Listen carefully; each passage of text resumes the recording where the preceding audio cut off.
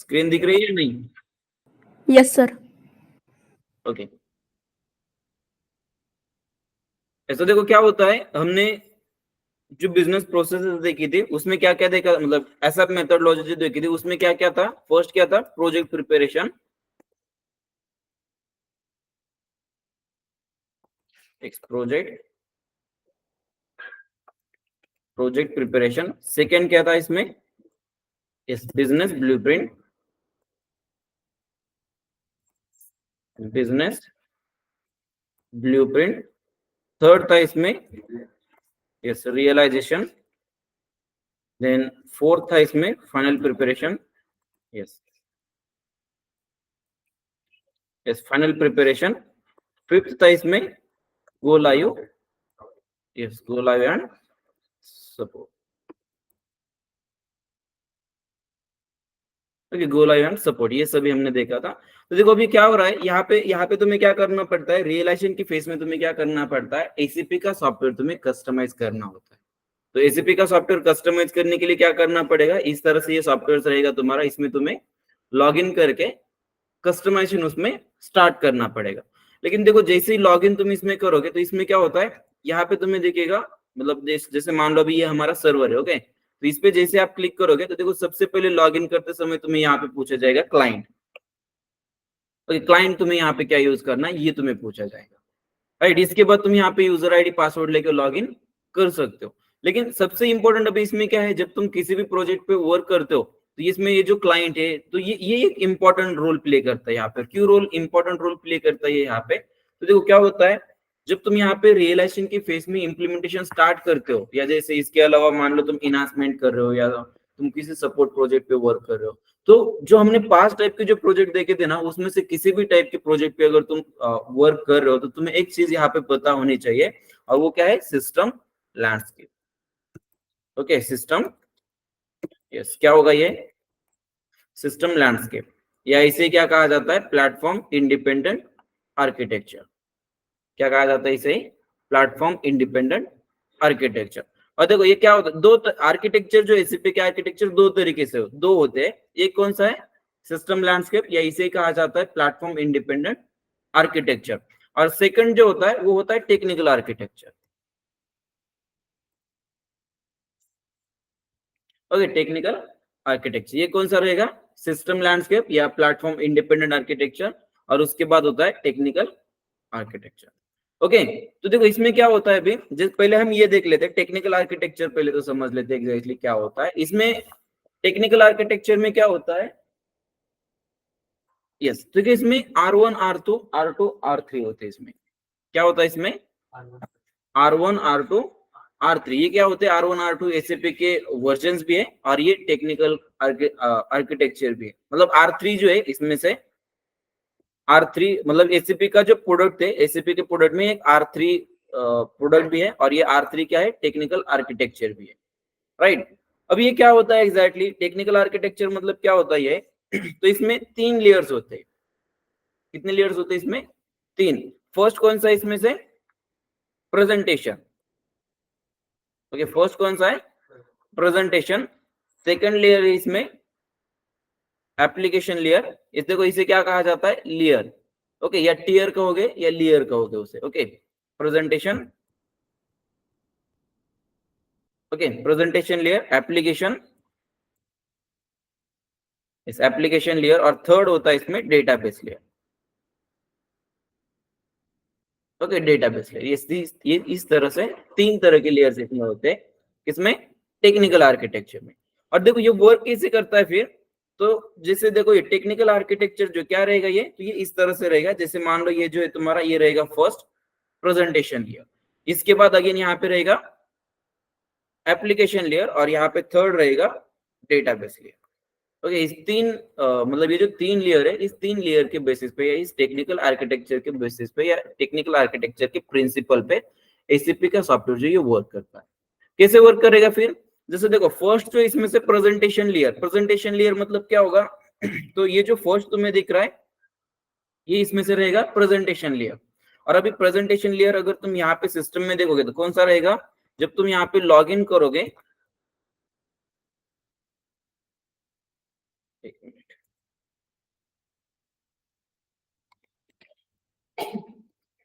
तो यहाँ पे जब तुम लॉग इन करोगे और लॉग इन करने के बाद जो ये तुम्हें स्क्रीन दिख रही है, तो इसे कहा जाता है प्रेजेंटेशन लेयर। क्या कहा जाता है इसे? Presentation layer. और प्रेजेंटेशन लेयर मतलब ही क्या होगा फिर, जहां से एक यूजर एसीपी का सॉफ्टवेयर यूज कर रहा है उसे कहा जाता है प्रेजेंटेशन लेयर। ओके, और एज अ यूजर हम क्या करेंगे, यहां से वो सॉफ्टवेयर यूज करेंगे। ओके, और ये जो होता है फिर प्रेजेंटेशन लेयर, ये तुम्हारा लिंक होता है यहाँ पे, इस एप्लीकेशन लेयर से ये लिंक होता है। ओके, फर्स्ट क्या है, प्रेजेंटेशन लेयर। ये प्रेजेंटेशन लेयर तुम्हारा कनेक्टेड कहाँ पे, एप्लीकेशन लेयर पे। और एप्लीकेशन लेयर मतलब क्या होगा ये, तो देखो ये जो सॉफ्टवेयर, ये जो तुम्हें सर्वर्स दिख रहे हैं यहाँ पे, इस तरह से सर्वर्स तुम्हारे रहेंगे ये एप्लीकेशन लेयर में। या इसके अलावा ये सॉफ्टवेयर यूज करने के लिए जो तुम्हें अलग अलग प्रोग्राम्स यूज करने होते हैं, तो वो सभी मतलब कोडिंग के जो प्रोग्राम्स रहेंगे तो वो भी कहाँ पे रहेंगे, सभी एप्लीकेशन लेयर में रहेंगे। राइट, प्रेजेंटेशन लेयर पे क्या होगा, प्रेजेंटेशन लेयर मतलब ही, यस, ये स्क्रीन जो तुम्हें दिख रही है, ये स्क्रीन मतलब एसीपी की जो स्क्रीन दिखेगी तुम्हें, वो रहेगा तुम्हारा प्रेजेंटेशन लेयर। इसके बाद एप्लीकेशन लेयर मतलब क्या होगा कि ये सॉफ्टवेयर जो तुम यूज कर रहे हो, तो एक सर्वर के थ्रू तुम यूज कर रहे हो, तो फिर एप्लीकेशन लेयर में ये जो सर्वर्स है या वो जो प्रोग्राम्स है, मैसेजेस है, वो सभी कहाँ पे रहेंगे, कहाँ पे रहेंगे वो सभी, हाँ, एप्लीकेशन लेयर में वो सभी रहेंगे। राइट, और इसमें क्या क्या होगा, देखो जैसे मान लो तुम क्या कर रहे हो, सपोज तुम्हें क्या करना है, यहाँ पे जीएल का बैलेंस सपोज तुम्हें देखना है। ओके, क्या करना है तुम्हें, जीएल अकाउंट का बैलेंस तुम्हें देखना है। तो तुम क्या करोगे, यहाँ पे आओगे, जिस जीएल अकाउंट का बैलेंस तुम्हें देखना है, वो जीएल अकाउंट नंबर तुम इसमें लोगे। जैसे मान लो हमें यहाँ पे बैंक अकाउंट का बैलेंस देखना है, राइट, मैं यहाँ पे बैंक अकाउंट लूंगा, और किस कंपनी के लिए देखना है, मान लो मुझे इस TM24 इस कंपनी के लिए मान लो मुझे वो जीएल अकाउंट देखना है। तो मैं क्या करूंगा, इसे इस तरह से लूंगा, मैं एक कोई भी एक नंबर है, मतलब जो भी तुम्हारा बैंक अकाउंट नंबर है वो लोगे, और यहाँ पे लोगे कंपनी कोड। और जैसे तुम इसे एग्जीक्यूट करोगे, तो एग्जीक्यूट करने से क्या होगा, इस इसके लिए मतलब ये जो रिपोर्ट तुम्हें दिखने वाला है आगे, तो इसके लिए क्या होता है, बैकग्राउंड में एक प्रोग्राम लिखा होता है, अब आपका कोड लिखा होता है इसके लिए। तो इस यहाँ पे क्या होगा, जैसे तुम इसे एग्जीक्यूट करोगे, तो ये प्रोग्राम देखो रन हो रहा है अभी। ओके, जैसे एग्जीक्यूट करोगे ना तुम इसे, देखो यहाँ पे जैसे एग्जीक्यूट करोगे तो प्रोग्राम रन हो रहा है। और जैसे प्रोग्राम रन होगा, तो वो प्रोग्राम कहाँ पे रन होगा, तुम्हारा एप्लीकेशन लेयर में। कहाँ पे रन होगा वो, एप्लीकेशन लेयर में रन होगा। और उसके बाद ये प्रोग्राम क्या करेगा, यहाँ पे तुम्हें डेटा डिस्प्ले करेगा। तो प्रोग्राम क्या करेगा, तुम्हें यहाँ पे डेटा डिस्प्ले करेगा। और ये जो डेटा अभी तुम्हें यहाँ पे दिख रहा है, ये सभी डेटा कहाँ पे होता है तुम्हारा, ये डेटा होता है डेटाबेस में। कहाँ पे होता है डेटा, डेटाबेस में ये डेटा होता है। मतलब ये कौन सा, थर्ड लेयर जो होता है, ये थर्ड लेयर किस लिए होता है फिर, ये डेटाबेस के लिए। तो डेटा जो है तुम्हारा कहाँ पे रहने वाला है, थर्ड लेयर में, मतलब डेटाबेस लेयर में डेटा रहेगा तुम्हारा। प्रोग्राम कहाँ पे रन होंगे, एप्लीकेशन लेयर में। यूजर यूज कहाँ से कर रहा है सॉफ्टवेयर, प्रेजेंटेशन लेयर से। देखो यहाँ पे क्या होगा, एज अ यूजर जब भी आप सॉफ्टवेयर यूज करोगे तो प्रेजेंटेशन लेयर से करोगे। जो भी डेटा तुम रिकॉर्ड करोगे, तो वो डेटा क्या होगा, यहाँ पे प्रेजेंटेशन लेयर से जाएगा एप्लीकेशन लेयर में। और मतलब एप्लीकेशन लेयर कहाँ पे कनेक्टेड है, अगेन तुम्हारा डेटाबेस से। तो डेटा जो तुम रिकॉर्ड कर रहे हो सॉफ्टवेयर में, वो हो जाएगा एप्लीकेशन लेयर के थ्रू इस डेटाबेस में। अगेन अगर तुम्हें मान लो डेटा डिस्प्ले करना है, कुछ डेटा तुम्हें देखना है, जैसे अभी हमने एक मतलब बैंक अकाउंट का जो बैलेंस है वो अभी हमने डिस्प्ले किया, तो वो उस तरह से अगर तुम्हें कुछ रिपोर्ट देखनी, तो अगेन क्या होगा, एज अ यूजर तुम क्या करोगे, अगेन यहाँ पे क्वेरी दोगे एक डेटा डिस्प्ले करने के लिए। राइट, जैसे हमने अभी जीएल अकाउंट कंपनी कोड दिया, मतलब उसे क्या कहा जाता है, क्वेरी एक तरह से।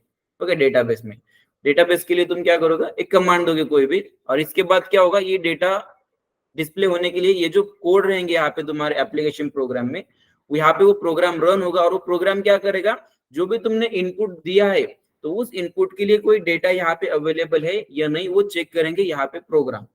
और अगर यहाँ पे कोई डेटा अवेलेबल होता है, इस डेटाबेस में अगर कोई डेटा अवेलेबल होगा, तो वो डेटा अगेन तुम्हारा आएगा एप्लीकेशन लेयर में। और एप्लीकेशन लेयर से अगेन तुम्हें वो दिखेगा यहाँ पे प्रेजेंटेशन लेयर। लेकिन अगर तुम मान लो यहाँ पे कोई गलत ले लेते हो, राइट, जैसे अभी मान लो यहाँ पे जो है मैंने ये जीएल अकाउंट मान लो मैं इस तरह से ले लेता हूँ। ओके, और इसे मैं अगर एग्जीक्यूट करता हूँ, तो देखो ये क्या दिखा रहा है, no account fulfil the selection conditions. मतलब क्या, यहाँ पे प्रोग्राम तो रन हुआ है, लेकिन वो टर्मिनेट भी हुआ है ऑटोमेटिकली, क्योंकि इस रिकॉर्ड के लिए, इस जीएल अकाउंट के लिए डेटाबेस में कोई भी डेटा अवेलेबल नहीं है। डेटा किसके लिए अवेलेबल है? इस जीएल अकाउंट के लिए डेटा अवेलेबल है। तो इसे अगर तुम एग्जीक्यूट करोगे तो देखो डेटा तुम्हें यहाँ पे सभी दिख जाए। ये डेटा सभी कहाँ पे है? डेटाबेस में।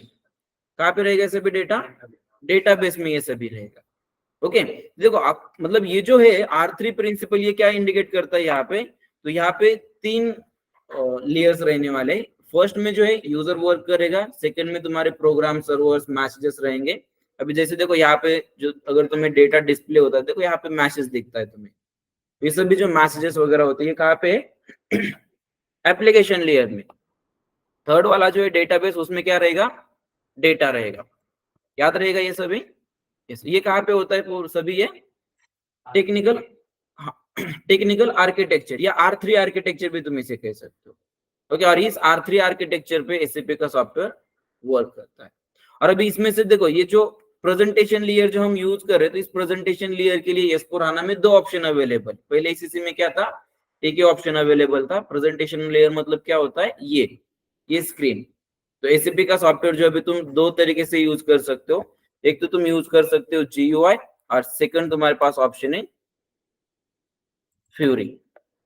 दोनों भी हम देखेंगे, फ्यूरी क्या होता है, GUI क्या होता है, दोनों भी हम देखेंगे। ओके, डिटेल में देखेंगे हम डिफरेंस क्या क्या है ECC और S/4HANA में। ये यहाँ तक क्लियर? टेक्निकल आर्किटेक्चर क्लियर ये?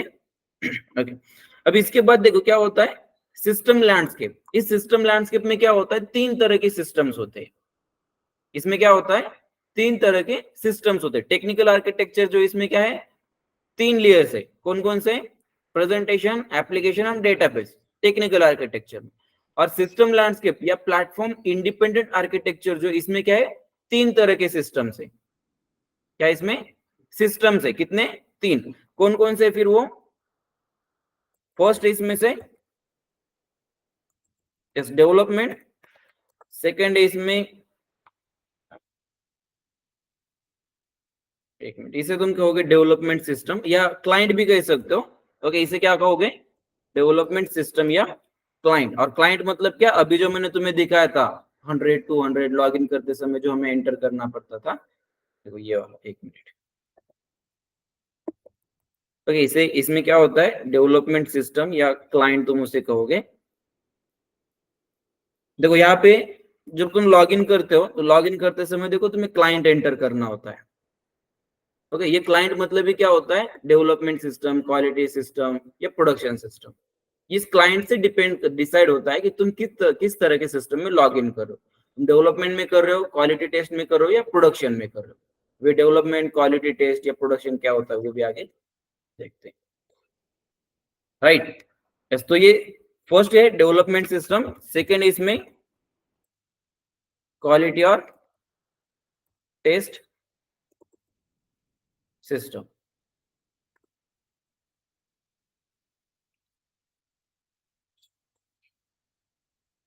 ओके, और थर्ड जो इसमें, थर्ड कौन सा है फिर? प्रोडक्शन।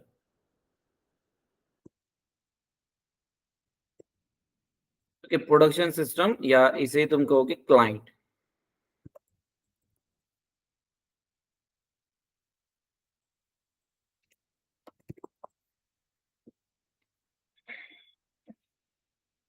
डन।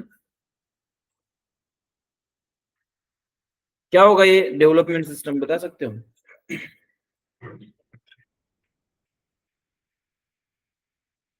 सिस्टम डेवलपमेंट, कौन सी सिस्टम डेवलप करोगे?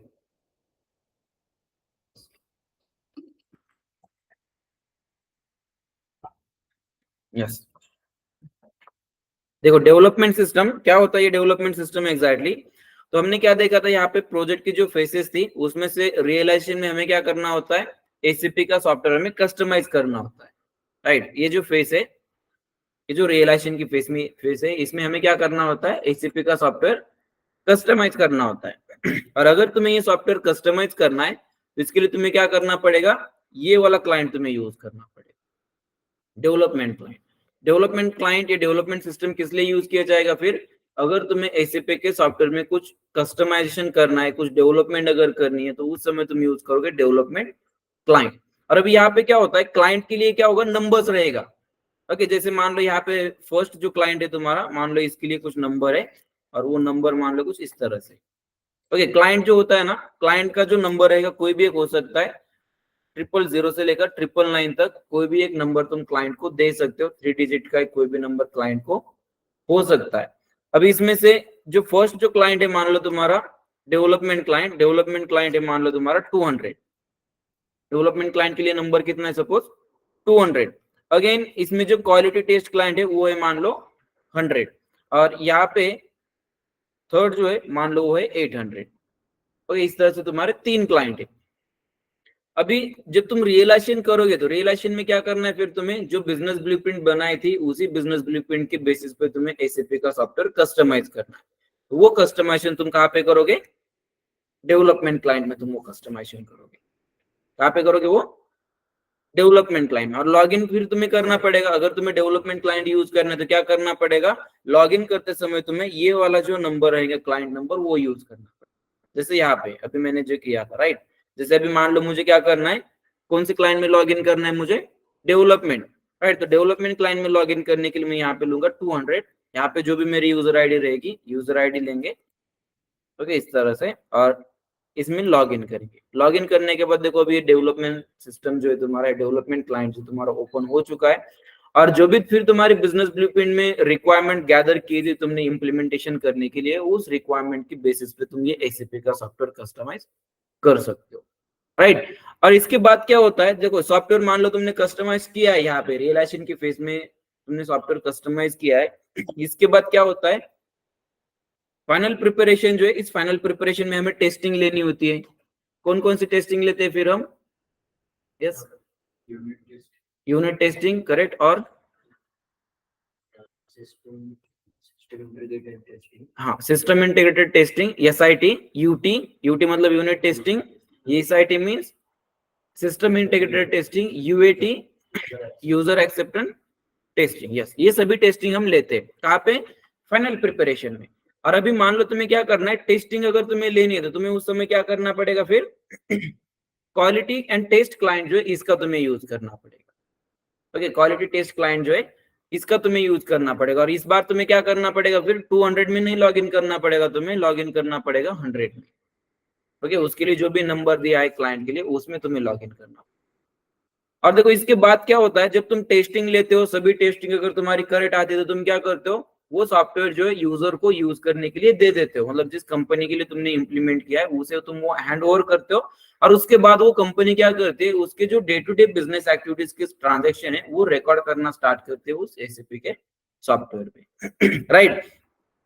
और जब वो day to day business activity के ट्रांजेक्शन रिकॉर्ड करते हैं तो उस समय क्या किया जाता है, ये वाला जो क्लाइंट है प्रोडक्शन क्लाइंट, ये यूज किया जाता है। ओके, जब कंपनी में सॉफ्टवेयर वो यूज किया जाएगा उस कंपनी के day to day business activities के ट्रांजैक्शन रिकॉर्ड करने के लिए, तो उस समय क्या होगा, क्लाइंट कौन सा यूज किया जाएगा, प्रोडक्शन क्लाइंट। ओके, और प्रोडक्शन क्लाइंट अगर तुम्हें यूज करना है तो क्या करना पड़ेगा, अगेन 800 क्लाइंट में लॉगिन करना पड़ेगा। और 800 क्लाइंट में लॉगिन करने के बाद जो भी day to day business activities के ट्रांजैक्शन फिर तुम उसमें वो रिकॉर्ड कर पाओगे। लेकिन यहाँ पे क्या होता है, देखो अगर तुम्हें अगर यूजर आईडी दी है मान लो 200 के लिए, तो तुम सिर्फ 200 में ही लॉग इन कर पाओगे उस यूजर आईडी को यूज करके। जैसे अभी मान लो मेरे पास जो यूजर आईडी है वो मुझे मिली है 200 क्लाइंट के लिए, राइट। लेकिन इसके अलावा तुम किसी दूसरे क्लाइंट में अगर लॉग इन करने के लिए ट्राई कर रहे हो, जैसे ठीक है मान लो मैं यहाँ पे 200 की जगह 100 में ले लेता हूँ, और यहाँ पे अगर मैं पासवर्ड ले लेता हूँ मेरा, और इसमें अगर लॉग इन करने के लिए ट्राई करो तो देखो ये लॉग इन नहीं हो रहा है, राइट। ये लॉग इन इसमें नहीं हो रहा है, ठीक है, यस। तो इसका मतलब क्या, अगर तुम्हें यूजर आईडी मिली है एक क्लाइंट के लिए तो सिर्फ तुम उसी में एक्सेस कर पाओगे। तो कंपनी में क्या होता है, डेवलपमेंट की टीम वो अलग होती है, अगेन टेस्टिंग की टीम वो अलग होती है, प्रोडक्शन की टीम मतलब जो एंड यूजर्स जो रहेंगे डेटा रिकॉर्ड करने के लिए वो भी अलग होते हैं। तो इसीलिए एक्सेस जो होता है, हर एक क्लाइंट का एक्सेस किसी एक ही यूजर को दिया जाता है। मतलब किसी एक मतलब क्या, किसी एक तरह के यूजर को। अगर डेवलपमेंट के तो उन्हें डेवलपमेंट सिस्टम का एक्सेस दिया जाएगा, अगर कोई टेस्टिंग करने वाले तो उन्हें टेस्टिंग सिस्टम का एक्सेस दिया जाएगा, अगर वो एंड यूजर है तो उन्हें प्रोडक्शन सिस्टम का एक्सेस दिया जाएगा। क्लियर ये, यस। और इसके अलावा देखो अभी अगेन क्या होता है, ठीक है, ये तुम तीन तरह के सिस्टम जो तुम यूज कर रहे हो यहाँ पे, डेवलपमेंट सिस्टम, क्वालिटी सिस्टम या टेस्ट सिस्टम, इसमें देखो क्या होगा, जैसे मान लो ये जो है तुम्हारा, ये कौन सा सिस्टम है, सपोज डेवलपमेंट सिस्टम, ये है तुम्हारा क्वालिटी सिस्टम, और ये है मान लो प्रोडक्शन सिस्टम, राइट। यहाँ पे क्या होता है, जैसे देखो मान लो इसमें मैं अंडरस्टैंडिंग के लिए लेता हूँ इसमें 200, ओके, ये कौन सा है 100, और सेकंड जो है ये है 800, मतलब ये प्रोडक्शन सिस्टम है तुम्हारा। अगेन अब इसमें देखो क्या होता है जो भी तुम्हें डेवलपमेंट करनी है, तुम वो डेवलपमेंट कहाँ पे करोगे, इस क्लाइंट में तुम वो डेवलपमेंट करोगे सभी। ओके 200 में जितनी भी तुम्हें डेवलपमेंट करनी है, जैसे एसीपी का सॉफ्टवेयर मान लो तुम्हें एक कंपनी के लिए कस्टमाइज करना है, तो तुम कहाँ पे करोगे, वो 200 क्लाइंट में करोगे, डेवलपमेंट क्लाइंट में। लेकिन यहाँ पे क्या होता है, जितना भी डेटा तुम यहाँ पे जनरेट करोगे ना, जो भी कॉन्फ़िगरेशन का डेटा रहेगा, जैसे मान लो तुम्हें एक कंपनी क्रिएट करनी है, कंपनी तुमने क्रिएट की, एक जेएल अकाउंट क्रिएट करना है, या उसके लिए ग्रुप, तुम्हें जेएल अकाउंट के ग्रुप कुछ क्रिएट करने, वेंडर क्रिएट करना है, कस्टमर क्रिएट करना है, सभी जो डेटा तुम जितना भी डेटा यहाँ पे क्रिएट करोगे ना, वो सिर्फ अवेलेबल रहेगा तुम्हारा इसी क्लाइंट में। राइट, जितना डेटा तुम क्रिएट करोगे ना, वो सभी डेटा कहाँ पे रहने वाला है तुम्हारा, इसी एक क्लाइंट में सभी डेटा तुम्हारा वो रहने वाला है। लेकिन हमें तो टेस्टिंग लेनी है, जो डेटा हमने कॉन्फ़िगर किया है, जो कॉन्फ़िगरेशन हमने किया है, उसी की तो टेस्टिंग लेनी होती है हमें, राइट। लेकिन टेस्टिंग कहाँ पे ले लेते हैं हम, इस 100 क्लाइंट में हम टेस्टिंग लेंगे, टेस्ट क्लाइंट में, राइट। लेकिन इसमें डेटा कोई अवेलेबल रहेगा क्या, तो अगर तुम्हें टेस्टिंग तो लेनी है, और टेस्टिंग किस चीज के लिए लेनी है, तुम्हें जो कॉन्फ़िगरेशन तुमने किया है उसी की तुम्हें टेस्टिंग लेनी है। अगर टेस्टिंग तुम्हें यहाँ पे लेनी है, और इसके लिए अगर तुम्हारे 100 क्लाइंट में डेटा ही अवेलेबल नहीं है, कैसे कर पाओगे। डेटा कहाँ पे रहने वाला है तुम्हारा, 200 क्लाइंट में डेटा रहने वाला है। तो 200 क्लाइंट में से टेस्टिंग के लिए तुम्हें डेटा कहाँ पे लेना पड़ेगा, 100 क्लाइंट में। डेटा कहाँ पे पहले तुम्हारा 200 क्लाइंट में, ओके। और 200 से कहाँ पे लेना पड़ेगा फिर तुम्हें ये डेटा, 100 क्लाइंट में लेना पड़ेगा। कैसे लोगे, यस, कैसे लोगे, देखो क्या होता है इसके लिए, अगर तुम्हें डेटा जो है एक क्लाइंट से दूसरे क्लाइंट में ट्रांसफर करना है, जैसे मान लो प्रोडक्शन से, सॉरी डेवलपमेंट से क्वालिटी टेस्ट, क्वालिटी टेस्ट, जब देखो यहाँ पे क्या होगा, पहले तो यहाँ पे तुम टेस्टिंग लोगे उस डेटा की जो तुमने क्रिएट किया है, कॉन्फ़िगर जो किया है, उसकी पहले टेस्टिंग लोगे टेस्ट क्लाइंट में। और अगर सभी टेस्टिंग करेक्ट आती है, तो तुम्हें क्या करना होता है, वो सॉफ्टवेयर यूज करने के लिए देना पड़ता है सामने वाली कंपनी को। अब उस कंपनी को यूज करने के लिए दे रहे हो, मतलब ही क्या, वो सभी डेटा तुम्हें मूव करना पड़ेगा क्वालिटी से प्रोडक्शन सिस्टम में। तो इसके लिए क्या किया जाता है, जो तुम ये डेटा एक सिस्टम से दूसरे सिस्टम में मूव करते हो, तो इसी के लिए यूज किया जाता है ट्रांसपोर्ट रिक्वेस्ट। क्या यूज किया जाता है इसके लिए, ट्रांसपोर्ट रिक्वेस्ट, ओके। और ट्रांसपोर्ट रिक्वेस्ट भी जो है ये दो टाइप की होती है, ओके। ट्रांसपोर्ट रिक्वेस्ट, इस ट्रांसपोर्ट रिक्वेस्ट, और ट्रांसपोर्ट रिक्वेस्ट कितने टाइप की होती है, दो। कौन कौन से वो, कौन कौन से टाइप है दो,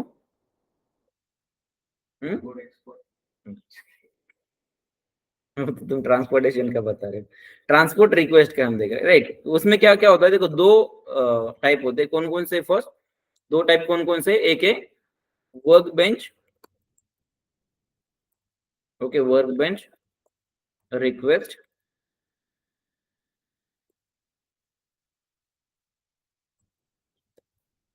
ओके, वर्क बेंच रिक्वेस्ट, और सेकंड होती है इसमें customising request,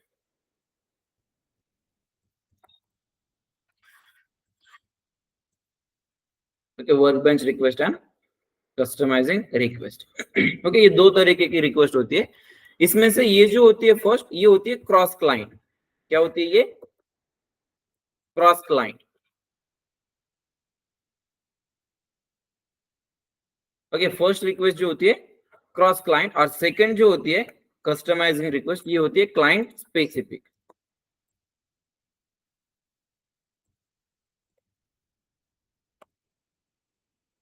okay. Customising request जो है ये क्या रहेगी, क्लाइंट स्पेसिफिक ये रहेगी, ओके। क्या होगा फिर क्रॉस क्लाइंट और क्लाइंट स्पेसिफिक का मतलब, yes.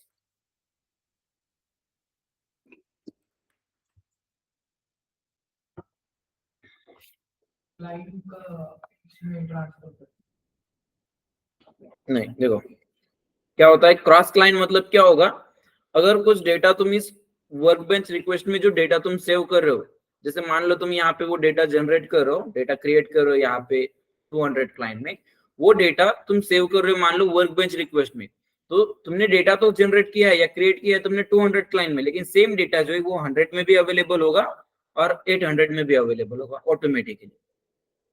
कब? अगर वो डेटा तुम्हारा सेव होता है वर्कबेंच रिक्वेस्ट में, तो ठीक है राइट। और इसके बाद जो होता है कस्टमाइजिंग रिक्वेस्ट जो होती है, कस्टमाइजिंग रिक्वेस्ट में क्या होगा फिर, डेटा अगर तुम क्रिएट कर रहे हो 200 क्लाइंट में तो वो सिर्फ रहेगा 200 क्लाइंट में, वो डेटा तुम्हें अगेन यहाँ पे 100 क्लाइंट में या 800 क्लाइंट में तुम्हें वो डेटा नहीं दिखेगा, राइट। यस, ठीक है, क्लियर यहाँ तक फिर। और देखो ये तुम नहीं डिसाइड करोगे कि डेटा तुम्हें वर्क बेंच में सेव करना है या कस्टमाइजिंग रिक्वेस्ट में सेव करना है, ये सिस्टम डिसाइड करेगी। और ये किस बेसिस पे होता है, तुम किस तरह कहाँ पे तुम एग्जैक्टली डेटा क्रिएट कर रहे हो या चेंजेस कर रहे हो, इसके बेसिस पे ये जो वर्क बेंच रिक्वेस्ट है ये ऑटोमेटिकली पॉपअप होती है जब भी तुम सेव करने जाओगे तो, ओके। और जनरली क्या होता है, जो अब डेवलपर या बेसिस पर्सन जो होते हैं वो जो जिस तरह की वो डेवलपमेंट करते हैं, ओके, तो उनके लिए क्या होता है वर्क बेंच होती है, वर्क बेंच रिक्वेस्ट होती है। और कस्टमाइजिंग रिक्वेस्ट जो होती है ये होती है फंक्शनल कंसल्टेंट के लिए, ओके। यस, क्लियर है। यस, तो याद रखना यहाँ पे जब भी तुम डेटा टेस्ट करने जाओगे तो टेस्टिंग करने के लिए तुम्हें क्या करना होता है, डेटा एक सिस्टम से दूसरे सिस्टम में मूव करना होता है, और उसके लिए तुम यूज करोगे किसका, ट्रांसपोर्ट रिक्वेस्ट का, या इसे ही कहा जाता है टीआर शॉर्टकट में। भी तुम्हें फ्रिक्वेंटली सुनने को मिलेगा आगे जाकर टीआर, उसमें भी अगेन होता है चेंज टीआर होता है, कॉपी टीआर होता है, ओके।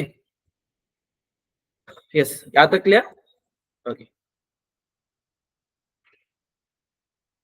अब इसके बाद नेक्स्ट हम देखते हैं एसएपी के वर्जन्स, देखना है।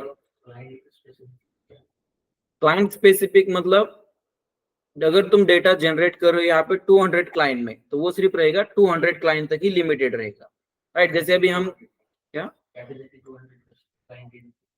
नहीं, देखो क्या होता है, अगर तुम चेंजेस कर रहे हो यहाँ पे कॉन्फ़िगरेशन मान लो तुम कर रहे हो, सभी एक कंपनी के लिए जो सॉफ्टवेयर यूज करना है उसके लिए तुम कॉन्फ़िगरेशन जो कर रहे हो वो कॉन्फ़िगरेशन कर रहे हो 200 क्लाइंट में तो यहाँ पे क्या होगा, सभी जो डेटा रहेगा यहाँ पे तो वो सभी डेटा तुम सेव कहाँ पे करने वाले हो, इस रिक्वेस्ट में, क्लाइंट स्पेसिफिक रिक्वेस्ट में, मतलब एक कस्टमाइजिंग रिक्वेस्ट में तुम सेव करोगे, राइट। लेकिन इससे क्या होगा फिर, अगर तुम्हें वो डेटा अगर इसमें सेव करो, इस कस्टमाइजिंग रिक्वेस्ट में अगर तुम डेटा सेव करो तो वो लिमिटेड रहेगा, इसी क्लाइंट के लिए वो लिमिटेड रहेगा। लेकिन टेस्टिंग लेने के लिए तुम्हें वो डेटा कहाँ पे चाहिए होता है, 100 क्लाइंट में, या जब वो सॉफ्टवेयर यूज करना है किसी यूजर को तो उसे वो यूज करना होता है 800 क्लाइंट में, तो वो नहीं हो पाएगा। तो इसीलिए क्या किया जाता है फिर, ये जो ट्रांसपोर्ट रिक्वेस्ट है तुम्हारी ये एक क्लाइंट से दूसरे क्लाइंट में मूव की जाती है इस तरह से, ओके। यस, क्लियर हो यहाँ तक। कौन सा, हाँ नहीं, ये ऐसे ये ट्रांसपोर्ट रिक्वेस्ट है, ये ट्रांसपोर्ट रिक्वेस्ट का ही ये अलग कंसेप्ट है। देखो ये जो दो थी ये दो अलग कंसेप्ट थी, ये टेक्निकल, ये आर्किटेक्चर है, technical architecture, platform independent architecture या सिस्टम लैंडस्केप, ये दो आर्किटेक्चर है ओके। और ये कंप्लीटली अलग कंसेप्ट है, ओके। ये अलग टॉपिक है, ट्रांसपोर्ट रिक्वेस्ट का ये अलग टॉपिक है, वो दो अलग थे, ये दो अलग है, ओके। R1 R2 R3 नहीं है, वो क्या होता है R1 R2 R3 वो बताता हूँ मैं तुम्हें अभी, राइट। तो देखो हमने क्या देखा था स्टार्टिंग में, जब एसएपी कंपनी ये स्टार्ट हुई थी तो कब स्टार्ट हुई थी, ये 1972 में ये कंपनी स्टार्ट हुई थी। और जब ये कंपनी स्टार्ट हुई थी तो उन्होंने क्या किया था, फर्स्ट उन्होंने रिलीज किया था R1, और ये R1 था सिर्फ फाइनेंस के लिए। किस लिए था R1, सिर्फ फाइनेंस के मॉडल के लिए था ओके। और R1 का मतलब जो है यहाँ पे देखते क्या होता है, ओके। इसके बाद देखो सेकंड जो रिलीज किया था उन्होंने कौन सा रिलीज किया था, सेकंड R2, ओके। और R2 जो है, R2 में क्या किया था फिर, अदर मॉडल्स भी ऐड किए थे, जैसे MM या SD जो है ये मॉडल्स भी कुछ इसमें ऐड किए थे। और उसके बाद थर्ड उन्होंने लॉन्च किया था R3। तो अभी R3 जैसे ही लॉन्च किया था तो R3 लॉन्च करने के बाद ये जो सॉफ्टवेयर है ये बना था कंप्लीटली एक ERP सॉफ्टवेयर ये बना था, राइट। R3 लॉन्च करने के बाद क्या हुआ था, ये एक ERP सॉफ्टवेयर बना था, मतलब इसे as a ERP software recognise किया जाता था, लेकिन इससे पहले जो इसे as a complete ERP software उसे रिकॉग्नाइज नहीं किया जाता था। और देखो जी यहाँ पे फिर अभी ये जो R1 R2 R3 है, क्या हो सकता है इसका मतलब, R3 हमने देखा, R3 मतलब क्या था, हाँ टेक्निकल आर्किटेक्चर, और वो यहाँ पे क्या है एसीपी का एक वर्जन भी है। और R3 का मतलब क्या था, फिर जो 3 थे वहां पे वो क्या थे, लेयर इंडिकेट करते, ये जो 1 2 3 है ये क्या इंडिकेट करते हैं यहाँ पे, लेयर्स या टियर तुम उसे कहोगे, ओके। और R जो है, R क्या इंडिकेट करता है फिर यहाँ पे, R मीन्स क्या है यहाँ पे, रियल टाइम, R मीन्स क्या है, रियल टाइम। और ये जो 1 2 3 है ये क्या है फिर, टियर या लेयर तुम इसे कहोगे, राइट। और देखो यहाँ पे क्या था, आर मतलब क्या है फिर यहाँ पे, रियल टाइम, क्या क्या मतलब होगा फिर एग्जैक्टली, रियल टाइम मतलब क्या एग्जैक्टली,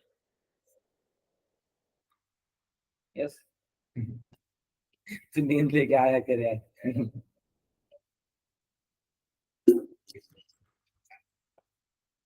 यस क्या होता है, रियल टाइम का मतलब क्या होगा एग्जैक्टली, जैसे देखो फॉर एग्जांपल ये तुम्हारा एक सिस्टम है सपोज, ओके एसीपी का सिस्टम है इसमें, मतलब ये एसीपी का सिस्टम है, इसमें सपोज दो यूजर्स है तुम्हारे, राइट। ये मान लो ये एक यूजर है, अगेन यहाँ पे सेकेंड यूजर है, एक ही सिस्टम पे दो यूजर सपोज तुम्हारे वर्क कर रहे हैं।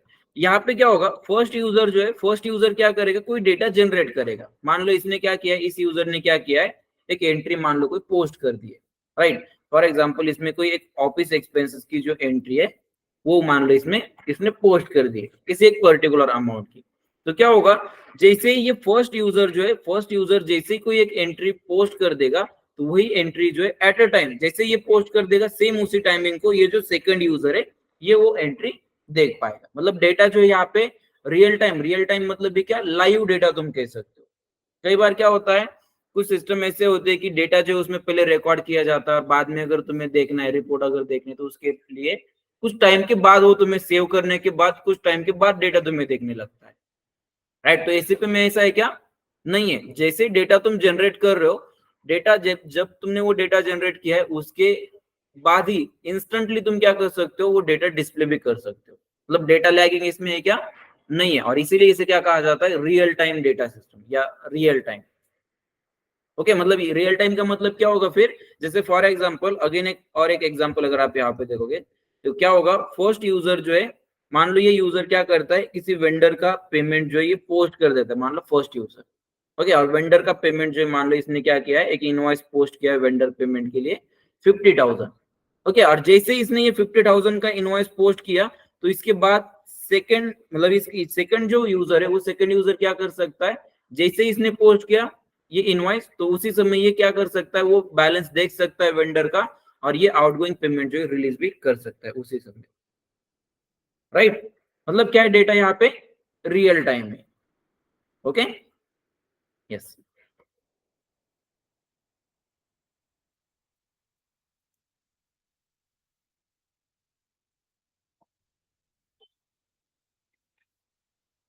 क्लियर है, ओके। अब इसके बाद R1 R2 R3 ये क्या होगा फिर, ठीक है। आर तो आर का मतलब हमने देखा, आर का मतलब तीनों में भी सेम ही है,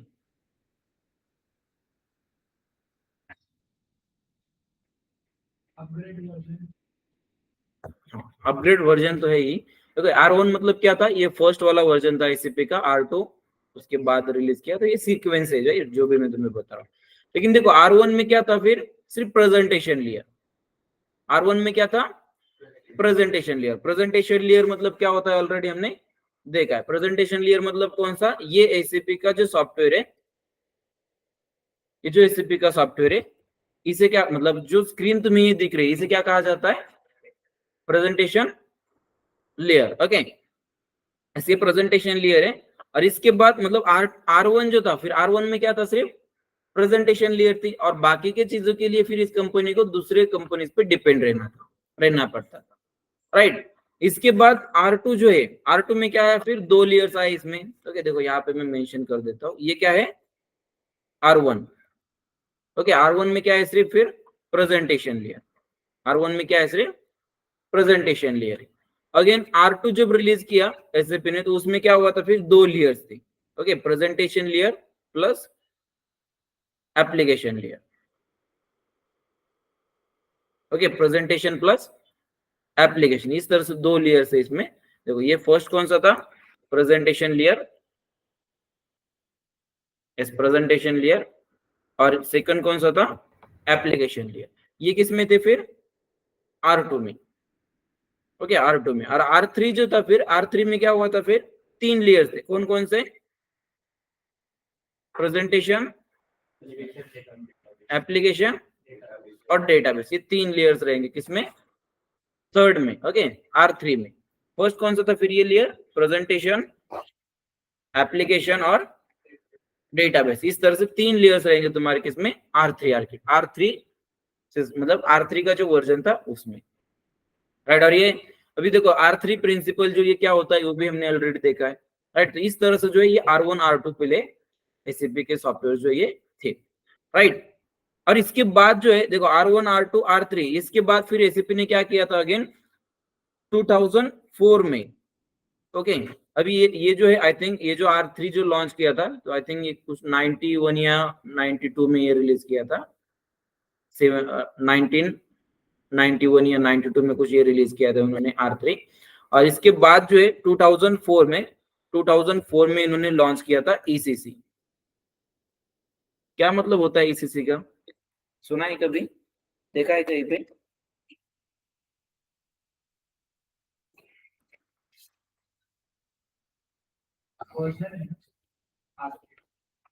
हम्म, हाँ, ये R3 का अपग्रेडेड वर्जन है ECC। लेकिन मतलब क्या होता है इसका, ECC जो फुल फॉर्म क्या है इसका, देखा है कहीं पे,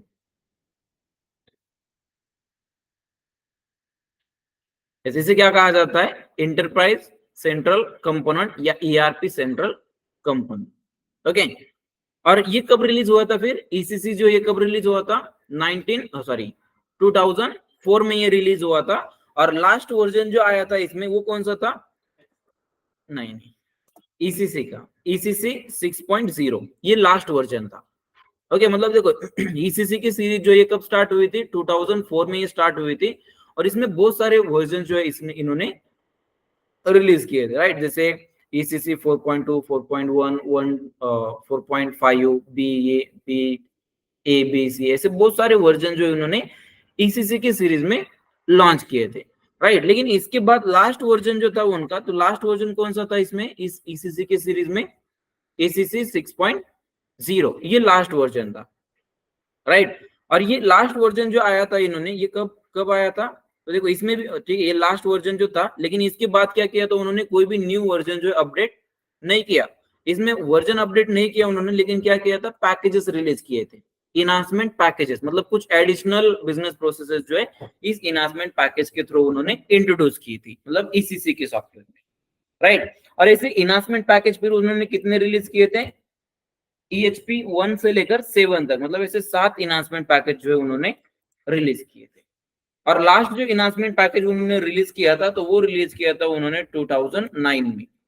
और 2009 के बाद जो ECC का जो सॉफ्टवेयर था इसमें कोई भी अपडेट नहीं आया है 2009 के बाद, लेकिन अभी भी वो सॉफ्टवेयर यूज हो रहा है, राइट, यस। और इसके बाद जो है फिर उन्होंने क्या किया, 2010, ओके 2010 में इस कंपनी ने क्या किया, हना लॉन्च किया। क्या लॉन्च किया इन्होंने, हना। हना क्या है फिर ये, डेटाबेस। हना क्या है, यस डेटाबेस। हना क्या है, ये डेटाबेस। ये S4 हना और हना ये दोनों अलग है। ओके, सिर्फ हना जो है ये क्या है, डेटाबेस है। S4 हना क्या है, S4 हना ERP सॉफ्टवेयर है, राइट। देखो S4 हना कब लॉन्च किया था इन्होंने, 2015 में। ओके, और S4 हना, यस S4 हना ये क्या है, ये S4 हना क्या है, ERP है, एक ERP सॉफ्टवेयर है ये। और देखो जैसे ECC एक ERP सॉफ्टवेयर है, उसी तरह से S4 हना भी क्या है, एक ईआरपी सॉफ्टवेयर है। लेकिन ये जो हाना है सिर्फ, ये हाना क्या है? डेटाबेस। और हाना का फुल फॉर्म क्या है यहाँ पे? High analytic appliances. हाना का फुल फॉर्म क्या है? High analytic appliances. ओके, उसके बाद है S/4HANA। और S/4HANA का मतलब क्या है फिर? Business suit 4th generation high analytic. S/4HANA का मतलब क्या है? Business suit. यस जो इंडिकेट करता है, तो ये क्या इंडिकेट करता है यहाँ पे? Suit. Okay, business suit 4th generation high analytic. Right. अरे भी इसे जो नेम दिया है S/4HANA, ये क्यों क्यों नेम दिया है इसे? क्योंकि ये क्या है? एक बिजनेस सॉफ्टवेयर है, इसीलिए उसे नेम क्या दिया है उन्होंने? Business suit 4th generation. 4th generation क्यों? क्योंकि देखो, फर्स्ट जो जनरेशन थी इनकी, वो फर्स्ट कौन सी थी फिर? आर की सीरीज। ये फर्स्ट जनरेशन में थे। अगेन सेकंड में क्या था? ईसीसी। थर्ड में हाना। और फोर्थ में S/4HANA। इसीलिए इसे नेम क्या दिया है? S/4HANA 4th generation high analytics. Okay, business suit 4th generation high analytics. Right. Yes, clear है यहाँ तक? राइट। अभी जो करंटली यूज किया जा रहा है मार्केट में, वो दोनों भी यूज हो रहे हैं। ईसीसी का भी सॉफ्टवेयर यूज हो रहा है और हाना का भी यूज हो रहा है, और डेटाबेस भी यूज हो रहा है। ओके, डेटाबेस किस लिए? क्या अभी डिपेंड करता है। 6.6 नहीं, वो 0 है। 6.0 ईसीसी 6.0 ये क्या है? ये लास्ट वर्जन था। इस वर्जन को सपोर्ट करने के लिए ये इनहांसमेंट पैकेजेस रिलीज किए थे। अभी कुछ मतलब जैसे जिस कंपनी को, मतलब इस इनहांसमेंट पैकेजेस में क्या था? कुछ एडिशनल फीचर्स थे। राइट। ये पबजी खेला है आप में से किसी ने खेला है? पबजी में देखो क्या होता था। स्टैंडर्ड पबजी जो आता है, उसमें एक मैप रहेगा, कोई तो क्लासिक वगैरह कोई मैप रहेगा। उसके अलावा भी कुछ एडिशनल मैप्स उसमें आते हैं, वो तुम्हें डाउनलोड करने पड़ते हैं अगर यूज करने हैं। राइट। स्टैंडर्ड में क्या होगा? कोई एक आ जाएगा। इसके अलावा तुम्हें अदर अगर यूज करने, तो वो डाउनलोड करने पड़ते हैं तुम्हें। उसी तरह से यहाँ पे क्या होता है, मतलब ईसीसी 6.0 जो है, ये क्या है? एक स्टैंडर्ड सॉफ्टवेयर है। इसके अलावा अगर तुम्हें कुछ एडिशनल चाहिए, तो उस एडिशनल के लिए तुम्हें फिर ये इनहांसमेंट पैकेज लेते। Okay, clear? यस। यस। अब इसके बाद देखो, ये जो S/4HANA है, क्यों जरूरत पड़ी होगी S/4HANA लॉन्च करने की मार्केट में? जैसे देखो, आपने सुना होगा मे बी कि S/4HANA जो है ये ईसीसी का अपग्रेडेड वर्जन है। सुना है ना? यही यही सुना है ना? लेकिन ऐसा नहीं है। S/4HANA एक कंप्लीटली न्यू प्रोडक्ट है। राइट। आपने जो सुना है ना कि S/4HANA जो है ईसीसी का अपग्रेडेड वर्जन है, ऐसा नहीं है। अगर कंपनी को अपग्रेड वर्जन ही लाना होता, तो वो ईसीसी 6.0 से 6.1 कर लेती, या 7.0 कर लेती। राइट लिया, या इनहांसमेंट पैकेज ऑलरेडी 7 उन्होंने रिलीज किए थे, 8 रिलीज कर देते इनहांसमेंट पैकेज। लेकिन ऐसा हुआ है क्या? नहीं। उन्होंने क्या किया है यहाँ पे? एक रीडिजाइन किया है। मतलब ये S/4HANA का जो सॉफ्टवेयर है, ये जो सॉफ्टवेयर है, उन्होंने क्या किया है? रीडिजाइन किया है। रीडिजाइन क्यों कहते हैं हम उसे? क्योंकि देखो, इसमें बहुत सारे चेंजेस उन्होंने किए, जैसे टेबल से लेकर GUI तक के चेंजेस जो है सभी उन्होंने किए। राइट। जैसे पहले ईसीसी में क्या होता था? ईसीसी में सिर्फ यूजर इंटरफेस एक था, GUI। ये जो तुम्हें दिख रहा है ना, ये एक यूजर इंटरफेस था ईसीसी के लिए। ओके, इस तरह से एक ही यूजर इंटरफेस था। लेकिन S/4HANA जो है, S/4HANA में उन्होंने यूजर इंटरफेस भी चेंज किया है। राइट। प्रोग्राम से लेकर GUI तक उन्होंने सभी चेंज किए। एनालिसिस जो तुम करते हो रिपोर्ट में, वो सभी चीजें जो यहाँ पे चेंज हुई। इसीलिए ऐसा नहीं है कि S/4HANA सिर्फ ये ईसीसी का अपग्रेडेड वर्जन है, सिर्फ ऐसा नहीं है। S/4HANA क्या है? कंप्लीटली न्यू डिजाइन किया हुआ प्रोडक्ट है। इसमें जो प्रोग्राम जो होते हैं, प्रोग्राम भी इसमें रीडिजाइन किए परफॉर्मेंस इंक्रीज करने के लिए, या यूजर की जो इजी एक्सेसिबिलिटी जो है उसके लिए उन्होंने जो फ्यूरी जो होती थी, वो भी उन्होंने रिलीज की। मतलब यूजर इंटरफेस जो है फ्यूरी, वो भी उन्होंने रिलीज किया। ओके। यस। तो क्या रीजन हो सकता है, क्यों जरूरत पड़ी होगी उन्हें ये S/4HANA रिलीज करने की? क्या लगता है आपको, क्यों जरूरत पड़ी होगी?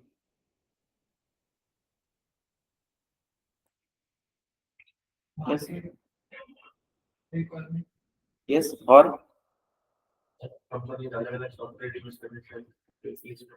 ठीक है, और ठीक है, और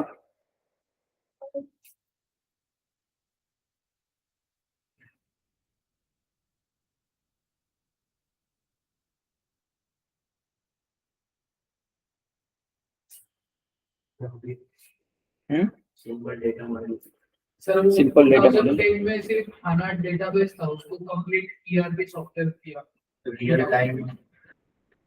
देखो नहीं, देखो क्या होता है, हाँ वो सब तो है ही, लेकिन देखो यहाँ पे क्या होता था, पहले एसीसी में क्या होता था, डेटा जो है एसीसी, जितने भी कस्टमर एसीपी का एसीसी ये वर्जन यूज करते थे, उन सबका डेटा कहाँ पे सेव किया जाता था, एक थर्ड पार्टी डेटाबेस, राइट, जैसे आईबीएम, ओरेकल, डीबी2, ओके, इस तरह से थर्ड पार्टी कंपनी के डेटाबेस में इसका डेटा सेव किया जाता था। या इसके अलावा देखो ये सॉफ्टवेयर कब डिजाइन किया था, 2004 में। कब लॉन्च हुआ था ये, 2004 में। मतलब इसमें जो कोड थी, जो टेक्नोलॉजीज थी, बहुत ही पुरानी थी। लेकिन अभी अभी करंटली अगर मार्केट में देखोगे तो ऐसी बहुत सारी न्यू टेक्नोलॉजीज जो है मार्केट में आ चुकी है और वो कंपनीज यूज कर रही है। और इसी यही एक मेन रीजन क्या है इसमें, फिर जो न्यू टेक्नोलॉजीज है मार्केट में, वो न्यू टेक्नोलॉजीज को ये एसीसी का सॉफ्टवेयर इजीली अडॉप्ट नहीं कर सकता था। जैसे क्या क्या है न्यू टेक्नोलॉजीज, बता सकते हो? यस करेक्ट, एआई, और वो एआई ही है। ओके, और क्या क्या है न्यू टेक्नोलॉजीज, एआई है। ओके, एआई में सबसे ज्यादा ट्रेंडिंग चैट जीपीटी है। ओके, और अगेन नेक्स्ट कौन सा है? हाँ, ओके, रोबोटिक और ब्लॉकचेन। वो सर डेटा ट्रांसफर कौन सा? करना होता है। हाँ, मतलब बहुत सारी है। जैसे देखो मेन कौन कौन सी है, एआई, उसके बाद ब्लॉकचेन, क्लाउड, और आईओटी, इंटरनेट ऑफ थिंग्स। तो ऐसी बहुत सारी और भी बहुत सारी टेक्नोलॉजीज मार्केट में अवेलेबल। लेकिन यहाँ पे क्या होता था, एसीसी का जो सॉफ्टवेयर है, इस एसीसी के सॉफ्टवेयर में वो सभी चीजें जो है कंफर्टेबल नहीं थी, या एसीसी का सॉफ्टवेयर जो है उन न्यू टेक्नोलॉजीज के साथ इजीली इंटीग्रेट नहीं होता था। और फिर एसीपी ने इसीलिए क्या किया, एस4 हाना जो है कम्प्लीटली न्यू प्रोडक्ट डिजाइन किया, ताकि ये न्यू प्रोडक्ट जो है, जो न्यू टेक्नोलॉजीज है, उनके साथ इजीली इंटीग्रेट हो सकते हो। अभी एस4 हाना जो है, इसमें तुम एआई जो है डायरेक्टली यूज कर सकते हो। डायरेक्टली तुम कमांड दोगे, तुम्हें किस तरह के रिपोर्ट चाहिए, जैसे चैट जीपीटी अगर तुमने यूज किया होगा, तुम उसमें एक प्रॉम्प्ट देते हो, वो तुम्हें सभी रिजल्ट दे देता है। उसी तरह से एसीपी ने क्या किया है, उसका जूल जो है एक एआई बनाया है उसने, जूल को पायलट नाम से। तो उसमें तुम क्या करोगे, अगर कमांड दोगे कि तुम्हें रिपोर्ट चाहिए, मान लो किसी एक तरह का तुम्हें रिपोर्ट चाहिए, कौन सा रिपोर्ट तुम्हें चाहिए वो तुम कमांड दोगे, और डायरेक्टली तुम्हें वो लिस्ट बना के देगा, रिपोर्ट बना के देगा। जैसे मान लो तुम्हें वेंडर का रिपोर्ट चाहिए, तो तुम क्या करोगे, उसे एक प्रॉम्प्ट दोगे कि मुझे वेंडर का रिपोर्ट चाहिए, किस वेंडर का चाहिए, किस डेट से किस डेट तक तुम्हें रिपोर्ट चाहिए। इस तरह से एक प्रॉम्प्ट दोगे तो वो कंप्लीटली तुम्हें रिपोर्ट बना के देगा डायरेक्टली। वो यहाँ पे इस S/4HANA में इंटीग्रेट हुआ है। लेकिन वो क्लाउड के लिए अभी तक ऑन प्रीमाइसेस के लिए नहीं आया है। क्लाउड ऑन प्रीमाइसेस क्या होता है आगे देखो। Okay, yes. इसके अलावा आईओटी जो है, आईओटी डिवाइसेस मतलब क्या होता है, आईओटी मतलब क्या होता है, इंटरनेट ऑफ थिंग्स। क्या होता है उसमें एग्जैक्टली? नहीं, आईओटी मतलब क्या होता है, जैसे देखो आपने ओला की वो स्कूटी देखी होगी, इलेक्ट्रिक स्कूटी, उसमें देखो गाने बजते, रोड पे बस चलते, राइट। तो वो क्या है, एक तरह से आईओटी डिवाइस है। इसके अलावा आपने डिजिटल वॉचेस देखी होंगी, उसमें भी अभी कॉलिंग होती है, म्यूजिक भी देखते हैं कुछ वॉचेस में, मतलब चलती है म्यूजिक भी। तो वो जो है वो सभी क्या है, आईओटी डिवाइस है सभी, राइट। या इसके अलावा तुमने कार में देखा होगा, ड्राइविंग सीट की साइड में वहां पे एक मैप तुम ओपन करके देख सकते हो, वो भी क्या है, एक तरह से आईओटी डिवाइस है, राइट। तो ये जो सॉफ्टवेयर है, एसएपी का सॉफ्टवेयर, उन सभी तरह के मतलब अलग अलग जो आईओटी डिवाइसेस होते हैं, इनके साथ भी इजीली इंटीग्रेट होता है। Okay, clear. फिर ये यहाँ तक रीजन क्या था, फिर न्यू सॉफ्टवेयर रिलीज करने के लिए, तो जो न्यू टेक्नोलॉजीज मार्केट में अवेलेबल है, उससे इजीली इंटीग्रेट करने के लिए, या उस टेक्नोलॉजी का यूज करके परफॉर्मेंस इंक्रीज करने के लिए, या इसके अलावा परफॉर्मेंस इंक्रीज करने के लिए, इजी यूज के लिए जो है ये सॉफ्टवेयर उन्होंने बनाया है, राइट। और अभी ये सॉफ्टवेयर अगर उन्होंने बनाया है S/4HANA का, तो ऑब्वियसली इसमें ECC में और इसमें कुछ डिफरेंस होगा, राइट। क्या डिफरेंस होगा फिर इसमें? ECC और S4HANA। देखो पहले यहाँ पे हम ले लेते हैं ECC, यहाँ पे S4HANA। ओके, ये दो जो है अलग अलग सॉफ्टवेयर है अभी, राइट। तो अभी इन दोनों में कुछ डिफरेंस होगा ECC और S4HANA में। सीसी ओरेकल का और कोई इस पे चलता है, S4HANA सिर्फ शायद क्या है इसमें चलता है, हाना के डेटाबेस। ओके, देखो सबसे पहले क्या रहेगा फिर इसमें? डेटाबेस। Okay, database. और डेटाबेस में फर्स्ट जो है यहाँ पे क्या है, मतलब ये जो ECC का जो डेटा था वो क्या किया जाता था? थर्ड पार्टी डेटाबेस में सेव किया जाता था। थर्ड पार्टी डेटाबेस कौन से? फिर IBM, DB, ओके, या ओरेकल। ओके, तो हाँ, तो इस तरह के जो डेटाबेसेस थे, मतलब थर्ड पार्टी डेटाबेस, इनकी डेटाबेस में ECC का डेटा सेव किया जाता था। लेकिन S4HANA जो है, इस S4HANA का डेटा कहाँ पे स्टोर किया जाता है? हाँ, मतलब इन्हीं के सॉफ्टवेयर में नहीं, इन्हीं के डेटाबेस में। ओके, हाना जो डेटाबेस है इनका, इस डेटाबेस में ये सॉफ्टवेयर, सॉरी, ये डेटा जो है सभी सेव किया जाता है S4HANA। अगर तुम्हें देखना है यहाँ पे, तुम्हें ये अगर देखना है कि इस सॉफ्टवेयर के लिए डेटाबेस कौन सा यूज हो रहा है, तुम्हें वो अगर देखना है तो कहाँ से देखोगे तुम? या तुम्हें अगर देखना है कि तुम एग्जैक्टली जो सीख रहे हो या तुम जो सॉफ्टवेयर यूज कर रहे हो उसका वर्जन कौन सा है या उसके लिए डेटाबेस कौन सा यूज हो रहा है, वो अगर तुम्हें देखना है तो देखो कहाँ पे जाओगे तुम? यहाँ पे सिस्टम स्टेटस, और देखो स्टेटस में तुम्हें यहाँ पे दिखेगा। तो अगर नीचे स्क्रॉल करोगे तो देखो डेटाबेस सिस्टम तुम्हें इसमें दिख रहा है। क्या है डेटाबेस सिस्टम? यहाँ पे DB है। ओके, SDB है। डेटाबेस सिस्टम क्या है? SDB। SDB का मतलब क्या होगा फिर यहाँ पे? हाना डेटाबेस। SDB का मतलब क्या है? हाना डेटाबेस। ओके, और इसके अलावा अगर तुम्हें मान लो तुम्हें सिस्टम मतलब सॉफ्टवेयर तुम यूज करो S4HANA का, लेकिन S4HANA में भी क्या हुआ, बहुत सारे वर्जन रिलीज हुए। हर साल जो है S4HANA के लिए एक वर्जन रिलीज होता है, ऑन प्रीमाइसेस के लिए एक वर्जन रिलीज होता है, क्लाउड के लिए 2 रिलीज होते हैं।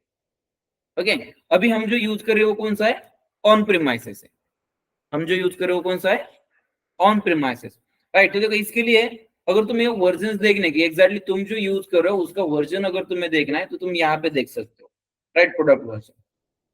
इस प्रोडक्ट वर्जन, इसमें अगर तुम जाओगे इंस्टॉल प्रोडक्ट वर्जन, तो देखो यहाँ पे सभी तुम्हें वर्जन दिखेंगे। हम कौन सा यूज कर रहे हैं अभी? S4HANA on premise. ओके, और इसमें वर्जन कौन सा है फिर हमारा?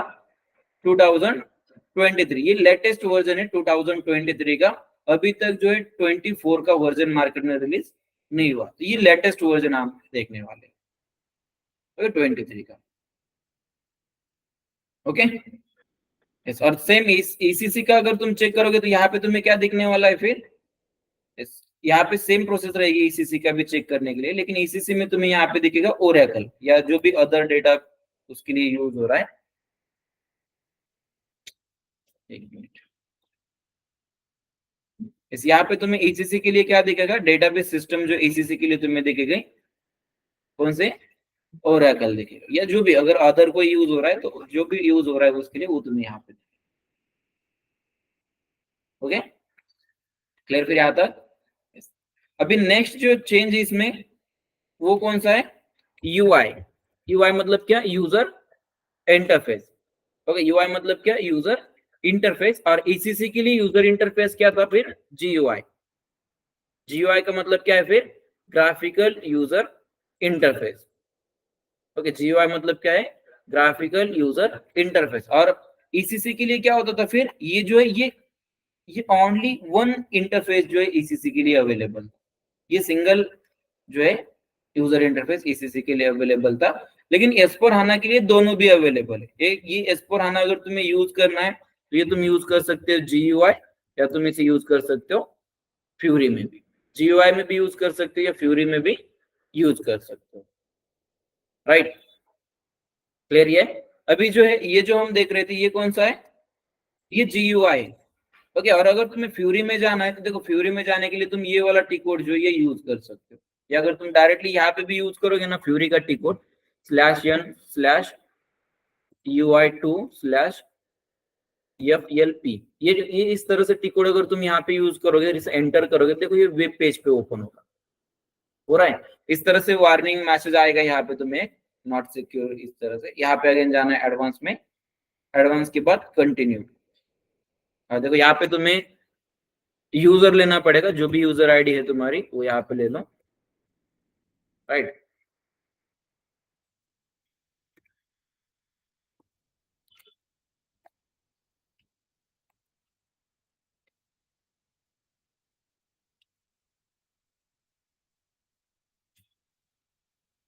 और देखो ये ओपन हुआ है तुम्हारा वेब पेज पे, राइट। और यहाँ पे क्या होगा, जैसे जीयूआई पे क्या है टिक कोड से, उसी तरह से यहाँ पे रहेंगे एप्स। अगर तुम्हें कोई भी एंट्रीज पोस्ट करनी है, जैसे तुम्हें मान लो जनरल लेजर की एंट्रीज पोस्ट करनी है, तुम यहाँ से करोगे। ओके, देखो यहाँ पे बहुत सारे एप्स तुम्हें दिखेंगे, राइट। तो ये जो जीयूआई है, सॉरी ये जो फ्यूरी है, ये तुम यूज कर सकते हो अगर तुम्हें कुछ एंट्रीज रिकॉर्ड करनी है तो। ओके, बट सर ये इस पे खुलता है, क्रोम पे खुलता है ये,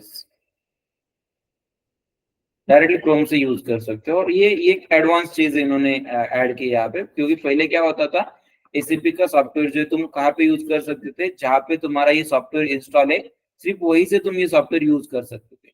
लेकिन अभी क्या होगा, जैसे इन्होंने फ्यूरी रिलीज किया है, तो फ्यूरी रिलीज करने से क्या होगा, कहीं से भी तुम वो रिमोटली यूज कर सकते हो। सर एक मोबाइल से जो मोबाइल से भी होता है, लेकिन उसके लिए एक्सेस देने पड़ते हैं मोबाइल से करने के लिए। अभी हमारे पास जो है वो मोबाइल पे ओपन नहीं होता है, उसके लिए एक्सेस देने होते हैं। लेकिन हमारे पास जो है उसके लिए एक्सेस नहीं दिए, मतलब जिससे हम सर्विस ले रहे हैं वो, तो उसने मोबाइल के लिए एक्सेस नहीं दिए। मोबाइल पे भी ओपन होता है। तो सर आप जीयूआई वाला ही यूजर दोनों भी हम देखेंगे, पहले हम जीयूआई वाला देखेंगे। जीयूआई वाला अंडरस्टैंडिंग के लिए इजी है, बाद में फ्यूरी का देखेंगे। फ्यूरी जो है वो एंड यूजर के लिए होता है, सिर्फ हम दोनों भी देखने वाले, कॉन्फ़िगरेशन का भी देखने वाले हम, और इसका भी देखने वाले। क्या करना है, फ्यूरी पे देखना है सभी।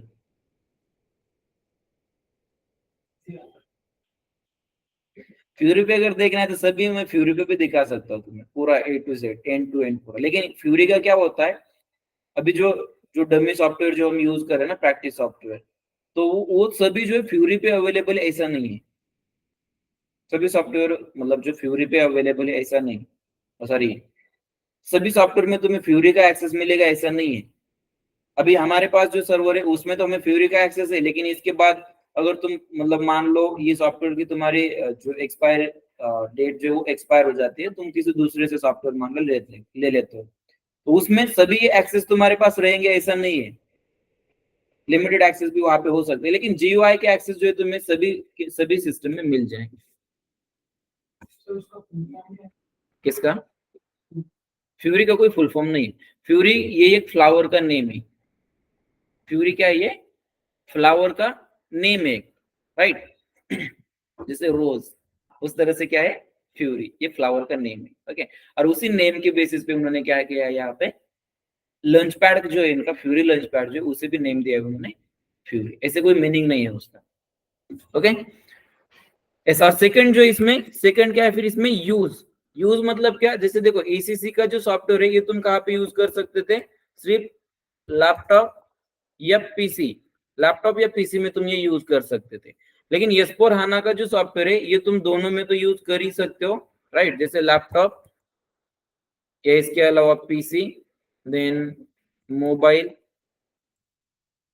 ओके, मोबाइल या इसके अलावा टैब, इन सभी डिवाइसेस में जो है तुम ये एसीपी का जो सॉफ्टवेयर यूज कर सकते हो। या इसके अलावा कुछ आईओटी डिवाइसेस जो होते हैं उसमें भी तुम ये यूज कर सकते हो। जैसे जैसे कि जैसे मान लो कार जो होती है तुम्हारी, यस, नहीं, काउंसलर को कांटेक्ट करके।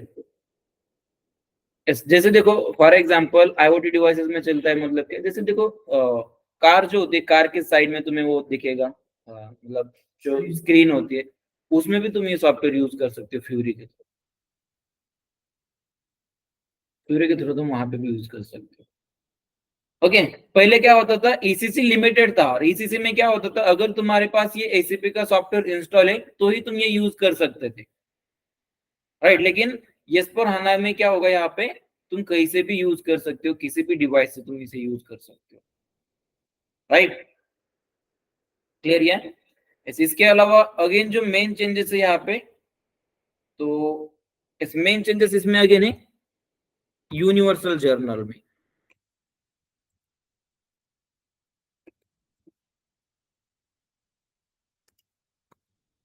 ओके, यूनिवर्सल जर्नल मतलब इसमें क्या होता है, देखो पहले क्या होता था यहाँ पे ईसीसी में क्या होता था, ये जो मॉड्यूल्स है सब मॉड्यूल जो है जैसे फाइनेंस और कंट्रोलिंग के जो सब मॉड्यूल्स है जैसे एआर, एपी या इसके अलावा GL, okay SGL, AR, AP, okay इसके अलावा एसेट, ओके इसके अलावा कंट्रोलिंग, ये जो मॉडल्स थे, ये जो सब मॉडल थे, इन सभी का डेटा पहले क्या होता था ईसीसी में अलग अलग सेव किया जाता था, अलग अलग टेबल्स में सभी डेटा सेव किया जाता था। लेकिन S/4HANA में क्या किया है, फिर इसके लिए एक न्यू टेबल इंट्रोड्यूस किया है। तो क्या, और न्यू टेबल कौन सा इंट्रोड्यूस किया है फिर यहाँ पे, AC रो का, ये एक न्यू टेबल यहाँ पे इंट्रोड्यूस किया है। और इसमें क्या होता है फिर, पहले जिस तरह से यहाँ पे इन सबका डेटा जो है अलग अलग टेबल में सेव किया जाता था, अभी ये सभी डेटा जो है तुम एक सिंगल टेबल में स्टोर करोगे। और इससे क्या होता है, तुम्हें मतलब इसे सिंगल सोर्स ऑफ ट्रूथ भी इसे कहा जाता है, सिंगल सोर्स ऑफ ट्रूथ। ये जो टेबल है इसे क्या कहा जाता है, सिंगल सोर्स ऑफ ट्रूथ भी इसे कहा जाता है। क्यों? क्योंकि ये जो सभी तुम्हारे फाइनेंस के सब मॉडल है, इन सभी फाइनेंस के सब मॉडल का जितना भी डेटा है वो तुम्हारा एक सिंगल टेबल में सेव हो रहा है। पहले क्या होता था, इन सबका डेटा जो है अलग अलग सेव होता था, और अगर तुम्हें रिपोर्ट देखना है तो सिस्टम में तुम्हें उस समय क्या करना पड़ता था, ऐसे बहुत सारे अलग अलग टेबल में से डेटा लेकर तुम्हें एक रिपोर्ट बनाना पड़ता था। और जब तुम वो रिपोर्ट डिस्प्ले करने जाते हो तो फिर उस समय क्या होता था, बहुत सारा लोड लेती थी सिस्टम। क्यों? क्योंकि सिस्टम को क्या करना पड़ता था, वहां पे सभी डेटा जो है अलग अलग टेबल में जाके चेक करना पड़ता था, और फिर वो डेटा तुम्हें एक जगह पे लाके डिस्प्ले करना पड़ता था। और इसीलिए यहाँ पे क्या होता था, सिस्टम जो है बहुत स्लो चलती थी, ईसीसी की सिस्टम जो बहुत स्लो चलती थी। और यही एक रीजन है, फिर इन्होंने क्या किया, ये जो टेबल्स थे, मतलब जो मल्टीपल टेबल्स थे, तो मल्टीपल टेबल्स उन्होंने रिमूव करके उस जगह पे एक सिंगल टेबल जो है फाइनेंस के लिए वो रिलीज किया उन्होंने, एसीडो का नेम से, राइट। ये था फाइनेंस ट्रांजैक्शन के लिए था। और मटेरियल डॉक्यूमेंट जो होते हैं, फिर मटेरियल डॉक्यूमेंट के लिए क्या किया था उन्होंने, मैट डॉक, ओके ये टेबल इंट्रोड्यूस किया था। मैट डॉक, मटेरियल के जो डॉक्यूमेंट्स होते हैं, ओके ये होता है EMM के मॉडल में, ओके तो उसके लिए मैट डॉक ये टेबल इंट्रोड्यूस किया। ऐसे ही और भी बहुत सारे टेबल जो उन्होंने न्यू इंट्रोड्यूस किए। बाकी कुछ पहले जो टेबल्स थे, जितने भी इंडेक्स टेबल थे पहले, वो सभी रिमूव करके उसकी जगह पे ये कुछ न्यू टेबल जो उन्होंने इंट्रोड्यूस किए। ओके इसके अलावा अगेन नेक्स्ट अगर देखोगे बिजनेस पार्टनर, ओके यार इसे तो मैं ऐसे कहोगे कस्टमर और वेंडर, ओके कस्टमर और वेंडर। पहले क्या होता था यहाँ पे ईसीसी में, क्या होता, कस्टमर और वेंडर जो ये सेपरेट थे, राइट, कस्टमर वेंडर सेपरेट थे। लेकिन यहाँ पे क्या है, ईसीसी में क्या है, ये दोनों भी कंबाइन, ओके दोनों को यहाँ पे क्या कर दिया है, कंबाइन कर दिया है। पहले अगर तुम्हें ईसीसी में मान लो, तुम्हें फॉर एग्जांपल अगर ये एक कंपनी यहाँ पे, राइट, जैसे मान लो यहाँ पे ये कंपनी है, ओके ये कंपनी जो है, इस कंपनी के साथ मान लो तुम्हें कोई अगर बिजनेस करना है, ओके ये फॉर एग्जांपल, ठीक है ये तुम्हारी कंपनी मान लो, और ये एक सामने वाली कंपनी, इस कंपनी के साथ अगर तुम्हें कोई भी बिजनेस करना है तो ये तुम्हारे लिए क्या हुआ, ये बिजनेस पार्टनर। कंपनी क्या है, एक सिंगल कंपनी है। लेकिन पहले ईसीसी में क्या होता था, अगर इस कंपनी से तुम्हें मान लो कोई प्रोडक्ट परचेस करना है, अगर तुम्हें प्रोडक्ट परचेस करना है तो ये तुम्हारे लिए क्या हुआ, वेंडर, राइट। अगर इस कंपनी को कोई प्रोडक्ट तुम्हें सेल करना है तो वो क्या हो जाएगा, कस्टमर।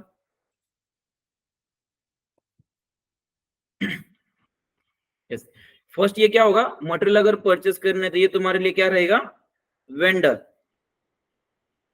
ओके ये कंपनी तुम्हारे लिए रहेगी वेंडर। और अगर तुम्हें इसे कोई प्रोडक्ट सेल करना है तो सेल करने के लिए ये तुम्हारे लिए क्या होगी, कस्टमर,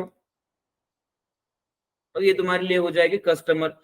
कंपनी क्या है, एक ही है, बस रोल उसके अलग अलग है। एक मतलब जब परचेस करोगे तो रोल वो प्ले करेगी वेंडर का, जब तुम सेल करोगे तो रोल प्ले करेगी कस्टमर का। लेकिन एसीसी में क्या होता था, अगर तुम्हें इस कंपनी से कुछ मटेरियल परचेस करना है तो वेंडर तुम्हें सेपरेट क्रिएट करना होता था, मतलब सभी उसकी डिटेल्स फिल करके, मतलब वेंडर, मतलब उस वेंडर का नेम क्या है, मतलब एक वेंडर नेम मतलब कंपनी का नेम, उसका एड्रेस, उसकी कॉन्टैक्ट डिटेल्स, ये तुम्हें सेपरेट मेंटेन करनी पड़ती है। अगेन अगर सेम कंपनी को मान लो तुम्हें कोई प्रोडक्ट सेल करना है तो उस समय भी तुम्हें क्या करना पड़ता था, उसे सेपरेट क्रिएट करना पड़ता था। कस्टमर एज अ कस्टमर जो उसे अगेन सेपरेट तुम्हें क्रिएट करना पड़ता है।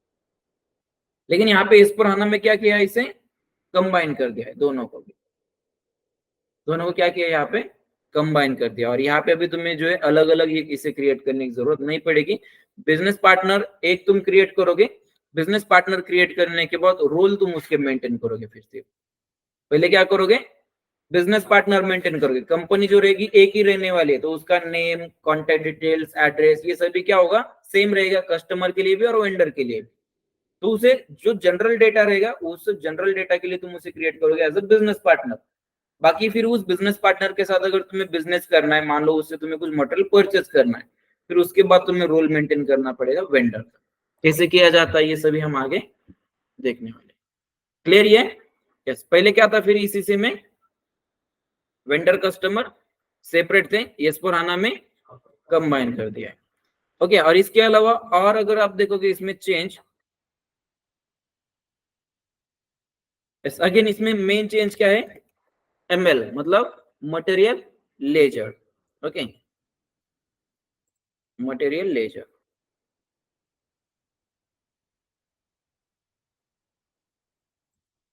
इस मटेरियल लेजर, मटेरियल लेजर यहाँ पे क्या था पहले, ऑप्शनल। ओके, मटेरियल लेजर क्या था पहले इसी में ऑप्शनल था, S/4HANA में इसे कर दिया था मैंडेटरी। ओके, S/4HANA में उसे कर दिया मैंडेटरी, मतलब ही मैंडेटरी मतलब रिक्वायर्ड, तुम्हें S/4HANA में मटेरियल लेजर एक्टिव करना ही पड़ता है। अगर मटेरियल लेजर एक्टिव नहीं कर पाओगे, नहीं कर रहे हो, तो कोई भी मटेरियल रिलेटेड एक्टिविटीज तुम सिस्टम में नहीं कर पाओगे। लेकिन ECC में ऐसा था क्या, नहीं, ECC में ऑप्शनल था, मटेरियल लेजर अगर यूज करना है तो भी कर सकते थे, नहीं करना है तो भी तुम उसे नहीं यूज कर सकते थे, राइट। और मटेरियल लेजर का पर्पस क्या होता है, तो मटेरियल का जो वैल्यूएशन करना होता है तुम्हें, मतलब एग्जैक्टली तुम्हारे पास कितने अमाउंट का मटेरियल है, कितने अमाउंट का मटेरियल तुमने परचेस किया है, ये वैल्यूएशन करने के लिए मटेरियल लेजर का यूज होता है। ओके, इसके अलावा अगेन आप देखोगे तो इसमें और क्या चेंजेस है, तो पहले FI और CO जो था ये दोनों सेपरेट थे। FI CO जो है पहले यहाँ पे क्या थे, सेपरेट। ओके, ECC में क्या था, ये सेपरेट थे। यहाँ पे क्या हुआ है फिर, कंबाइन। ओके,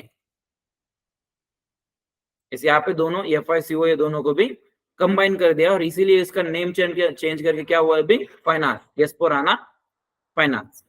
ओके, या तुम्हें सिंपल फाइनेंस भी सुनने को मिलेगा मे बी, क्योंकि पहले क्या होता था 2019 में उसे, मतलब जो फिको जो है उसे क्या कहा जाता था, सिंपल फाइनेंस कहा जाता था S/4HANA में। लेकिन फिर से नेम चेंज होके क्या हुआ उसका, S/4HANA फाइनेंस।